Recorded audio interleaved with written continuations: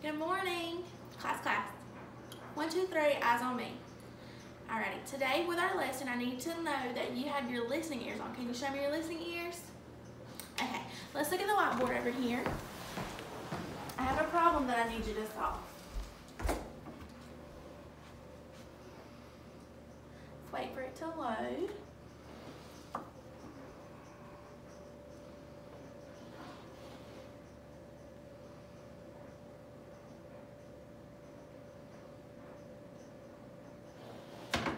Can you solve that problem for me?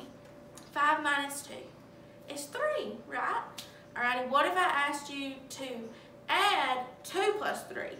What would be the answer at the end? 5, right? Do you see how those problems have a lot in common? When you take 5 minus 2 and then you add 3 to it, well, you get an equal 3. And then if I was to cut it right here and added 2 plus 3, it would be equaling 5. That is called inverse operations. All right, I have a small video for you to watch today to give you a little bit more knowledge about what inverse operations are and how multiplication and division problems have a lot to do with each other. Psst. Come over here, behind the boxes. I'm hiding from the multiplication and division symbols. They want to play with me really badly, but sometimes I just don't understand them. They want to play tag with me, but let's face it, division can be really rough, and I am not joking. Maybe you guys can help me learn more about the relationship between multiplication and division. Will you help me? Thanks. Wait, did you hear that? Are they nearby? Uh-oh. Ow. Bad girl. Ugh.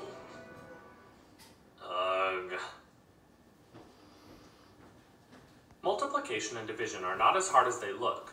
Multiplication is like repeated addition, division is like repeated subtraction. Here we have 2 math problems that are already completed. 3 times 4 equals 12. And 12 divided by 3 equals 4. In division, we are sharing something equally. Division is just the opposite of multiplication. We call that the inverse. Now let's look at the relationship between these 2 problems. In the problem 3 times 4, there are 3 groups. And within each group, we have 4 dots representing the 4 that are in each group. There are 12 dots total, which is our answer. In the division problem, you will notice that the 12 is at the beginning. In a division problem, you start with the total number of dots. The problem is telling us that we will take 12 dots and divide them equally among 3 groups.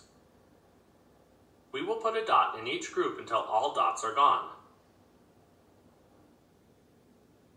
Can you tell me how many dots are in each group?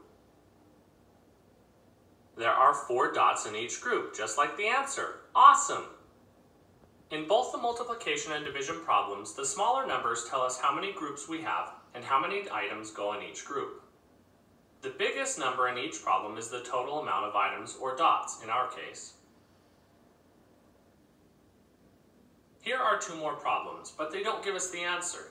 Let's start with the division problem and see if using multiplication can help us. 15 divided by 3 equals blank. 15 is the large number, or total of dots. We are dividing the 15 dots equally among 3 groups. We start by using our 3 groups and share the dots equally. To do this, we will put 1 dot in each group until they are gone. How many dots are in each group? The answer is 5. Great job! So 15 divided by 3 is 5. If we pay attention, we can see that 5 multiplied by 3 in the problem gives us 15. Wait a minute. We just answered the multiplication problem on the left. 5 times 3 equals 15. It's really important to remember that in division, you are finding what 2 numbers multiplied together equal the largest number. The 2 smaller numbers in this division problem multiplied together gives us the largest number, which is 15. This is amazing stuff, and now it is time to go play some tag. This time I am going to be ready now that I understand a little bit more of division and multiplication. See you next time! Goodbye. Okay guys, you have a few options here. You can click the video on my right or on my left to watch more awesome stuff. If you want to subscribe. Alrighty, so now that we know a little bit more about what inverse operations are and how multiplication and division undo each other, let's play an activity. I have an all around the world game for you. If you look around the room, you'll see different cards. I have 1 through 6 labeled out. You're gonna take about 15 minutes and then you're gonna, I'm going to give you an answer key or answer sheet, and you're going to go around the room and you're going to fill it out and see if you can get the correct answers. Whenever everybody's finished, we'll take about 5 more minutes and then go over the answer key. And you can cut it off right there.